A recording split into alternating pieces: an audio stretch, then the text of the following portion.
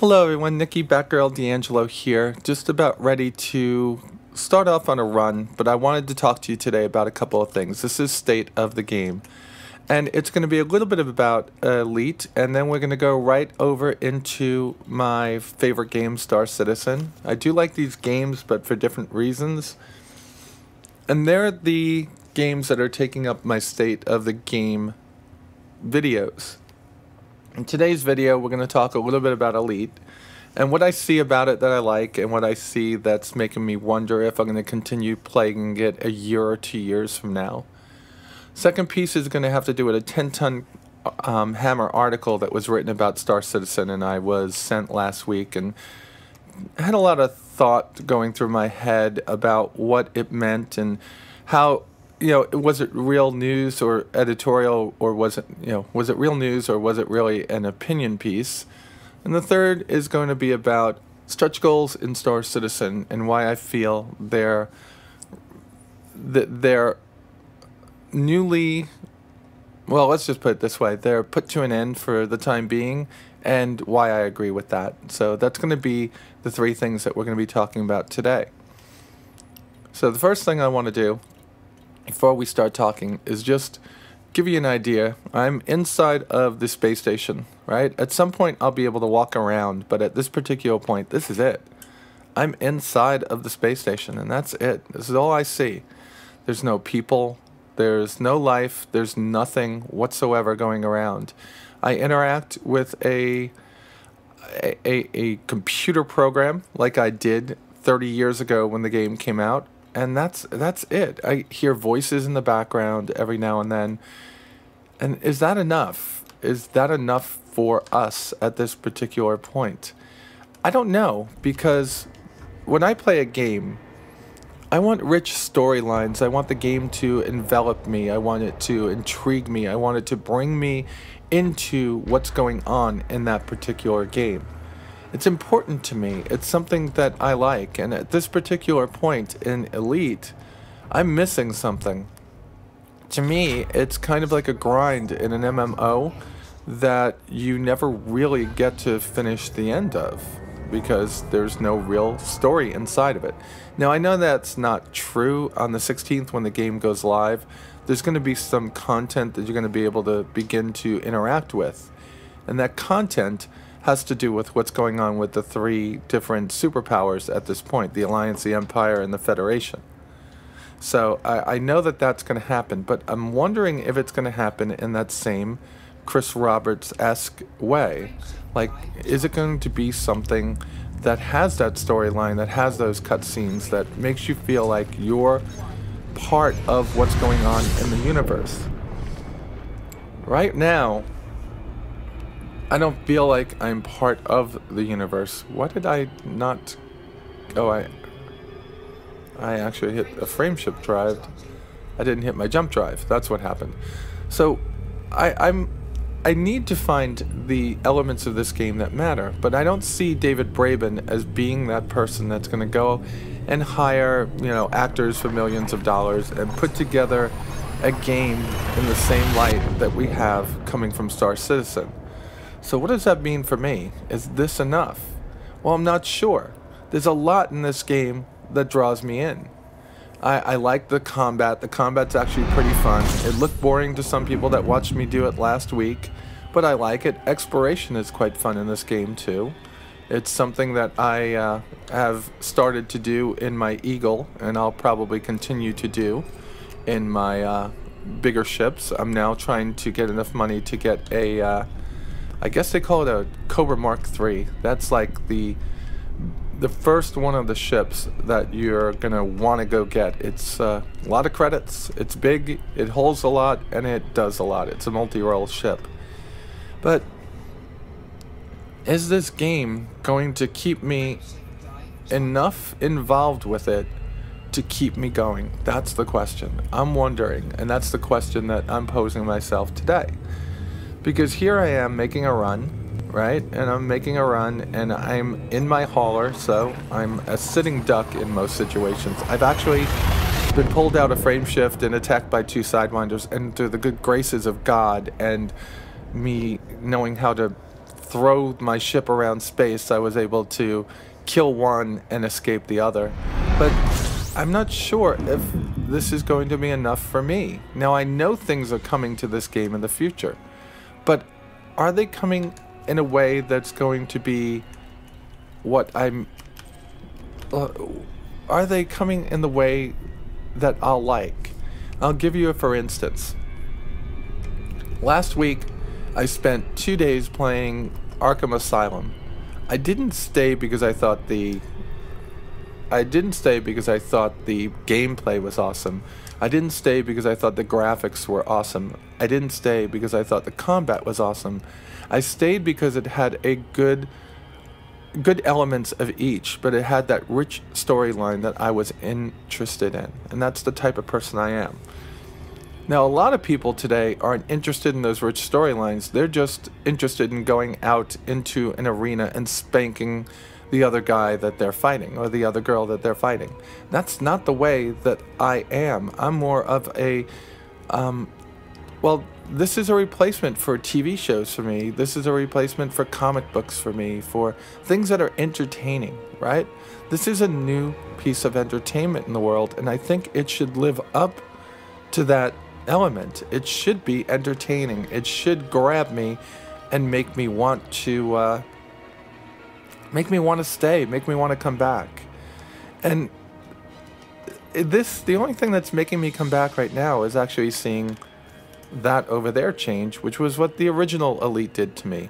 How am I going to get from harmless to mostly harmless, penniless to mostly penniless to peddler, from aimless to mostly aimless to, oh, I can find my way around a wet paper bag, my way out of a wet paper bag. How is that enough? And that's my question today. Is it enough? And unlike CIG, where I have Ben to talk to and ask questions of, I don't have somebody at David Braben's Frontier Studios to talk to at this point. I've made contact with their Ben, whose name is Allison, but she doesn't offer the same contact, the same transparency that the people at Cloud Imperium Games do. So this is just a question that I'm posing myself. So this is it. We've made it from one system, gone about 10 light years, maybe 9 light years, made it to another system, and outside of hearing bitching Betty and what we're about to hear on the other end, which is the people that are going to tell us that we're allowed to land, outside of those two elements, I really haven't seen anybody else in the game or talked to anybody else. And even if there were a couple of people at this particular point in time, because there are no avatars, it really is just about my ship and me. Oh, I just saw somebody jump in. That's pretty cool. Look at all the ships up there, all making their way towards the station. So it is something that they can pretty much do very quickly, but it's not something I see happening for a while, because I want to walk up to a person and say, hey, I need my cargo sold, and I need to buy new cargo. And something this big still makes me feel tiny. I still feel like I'm flying into a tiny little box instead of this huge ring station that, oh my God, I mean, look at it. They've made these things amazingly well. So let's set this thing down. All right, they're just scanning my ship to make sure I'm not carrying illegal commodities or anything. We're going into 42, which is right there. And we shall set ourselves down and then move on to the next story. So in closing, I'm loving Elite. I'm not hating it. So do not think that this is a hate video or a hate opinion piece. This is an opinion piece saying I like it a lot and I'm playing it a lot and I really, really, really enjoy it right now. But is it enough for me to keep doing this for the next couple of years? I think there's a lot that has to be put into this game for it to be in that same light. And we're not going to know what Star Citizen has to offer for at least 18 months, because that's when we're going to be able to play Star Citizen like we're playing this game right now.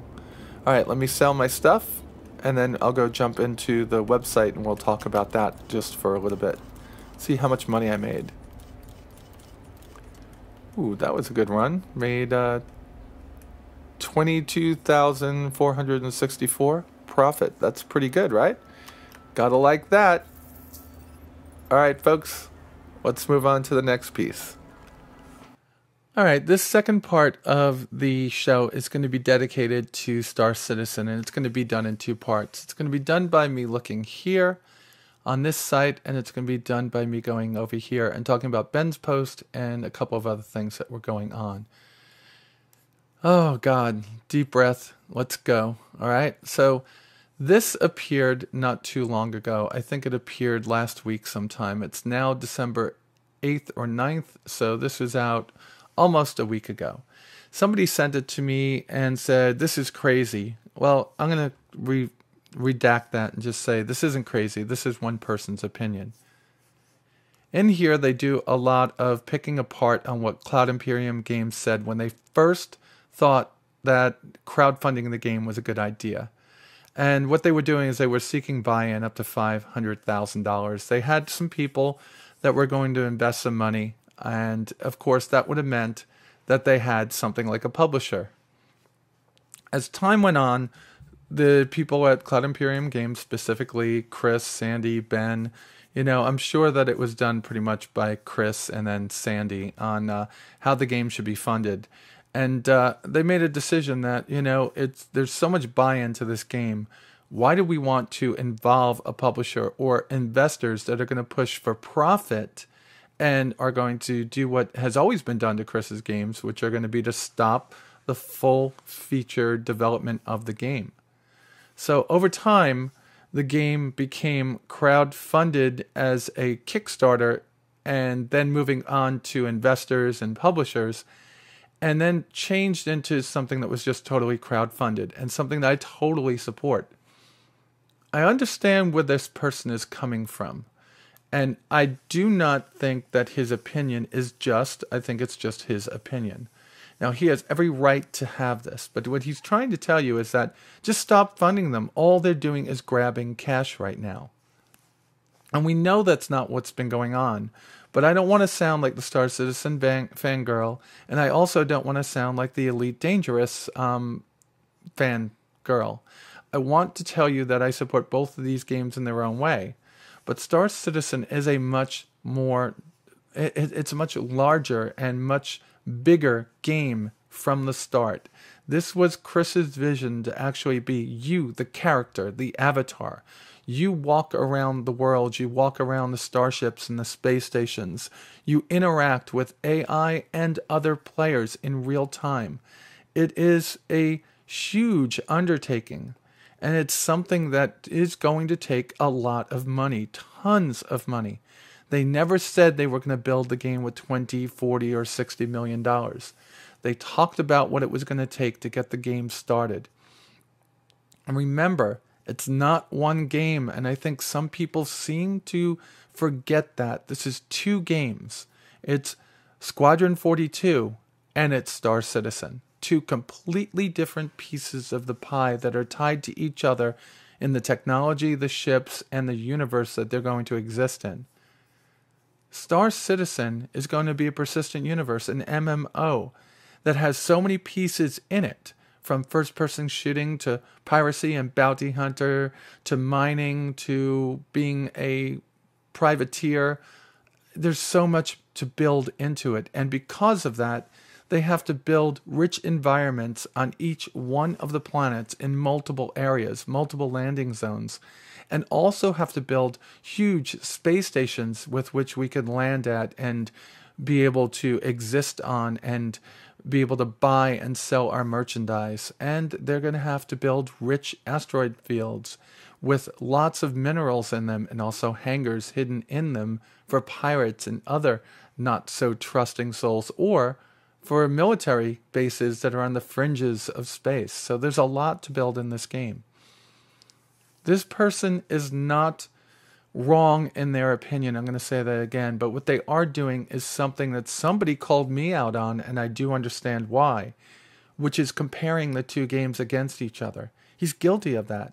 The two games exist in the same space, space sim genre, but they're two completely different games entirely. Elite, which I just played for the better part of 2 hours, is an amazingly fun game.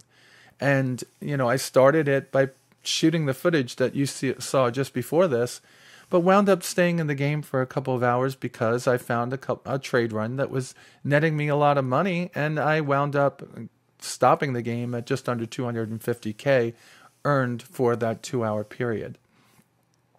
I love both games' ideas, but it's not fair to compare them against each other at all right now. And this person is very upset about where Cloud Imperium Games is going to. And he's talking about how much it cost to make all these other games. The problem with his idea, with his argument here, is that there is no other game like Star Citizen out there. There's not. The closest thing to it would be if Mass Effect put the Mass Effect world, the Mass Effect universe, into an MMO. That would be the closest thing. And that would cost them $100 million easy. So I don't think that Cloud Imperiums are done raising money, and I don't think they ever will be. So Ben actually had a little bit of a note today, and we're going to go to that before I go to my next piece. And they're called out on slow development. And I think there's going to be a lot of people that have backed the game that keep on failing to understand that we're not even at the alpha stage yet. This is all pre-alpha. Different modules are in alpha, but the game itself is pre-alpha because everything still has to be tied together, and there's still looming piece of the puzzle that needs to be completed, and that's taking the Crysis engine, the Cry engine, and converting it or upgrading it for 64-bit, and that's going to come at a later date. There are so many things that are going right in Star Citizen right now, and so few things that are going wrong, that I don't feel like this game is going slow. My calendar seems to be going slow because I know it's 18 months out, and I know by this time next year we're playing Squadron 42. How do I know that? I just do. I know that this game is going to have a certain level of snowballing. As each piece is actually perfected and done, and they lock in another module, you're going to see development actually ramp up and continue to move forward. Sometime between now and next year, we should see almost a complete alpha. That's kind of disconcerting, right? When I say by next year, we're not going to be in beta, we're going to be in alpha. Well, you still have some major modules to come out. Right now, we have essentially the Hangar module and Arena Commander module with a little tiny module on top of that being racing. And racing is going to be something that they're going to tie into their money-making campaign for next year, and that's going to be esports.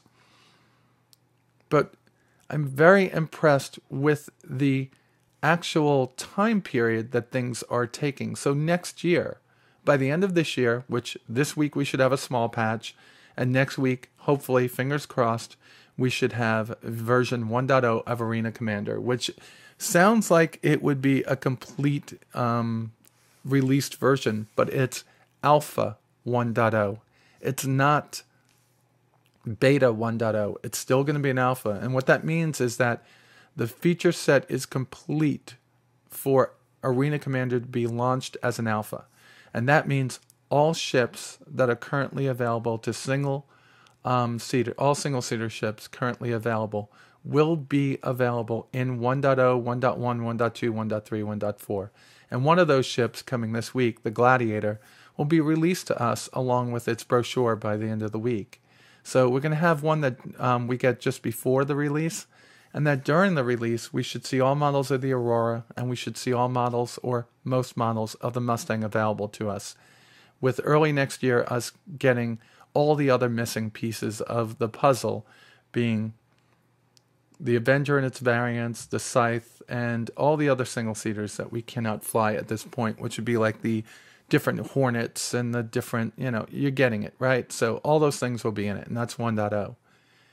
Then we get to 2.0, we get a second org drop, we get the first-person shooter module, and then we get the planet side and social module.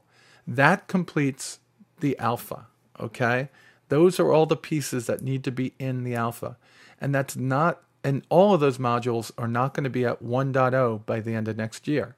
So I don't believe that 1.0 of Star Citizen, which is the combination of all those models, the modules, will be done by next year.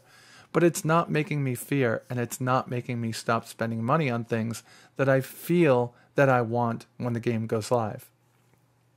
All right, now let's talk about the second piece. And the second piece is Chris Roberts' last letter. Now, I have not watched 10 for the Chairman, and I will do that before I shoot SCAA. But, this is it. This is not the last letter, but this is the last stretch goal. And essentially, he feels that it's done. Like, they tried to do this before, and they were voted out. They put it to a vote instead of just doing it. It seems that the people that are investing money, us, want to have stretch goals, okay? And it's because we like seeing the ticker move. And if you want to see the ticker move, you go to About Star Citizen, you go in the press, and that's where the ticker is, right? We want this ticker to move. And at this point, we don't have a stretch goal. But look, the ticker is still moving upward. And why is that?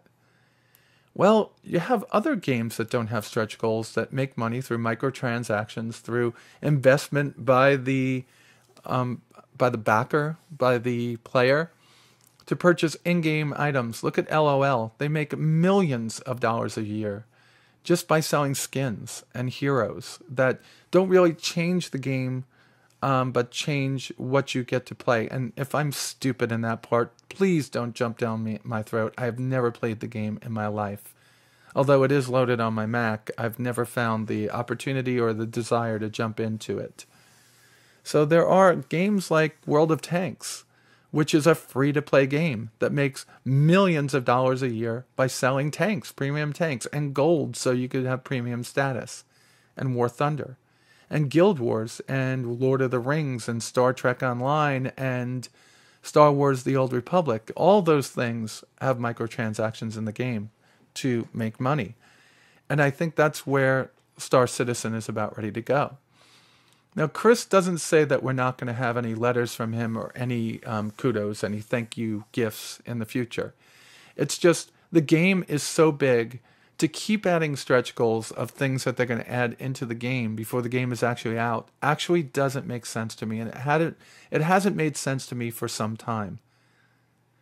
But I still think that there needs to be some kind of a representation of what's going on the game, in the game. And I think that this piece right here, not the crowdfunding timeline, but this piece right here is more important than this piece. This number and this number need to move up. And I think that that is something that is hindered by this over here, by the crowdfunding timeline. I think the fact that there are stretch goals in this reach for money that people think that Cloud Imperium Games is doing is hindering the amount of people that want to jump on and play the game. Along with the fact that the game's not ready yet, right? But Arena Commander is fun for some people.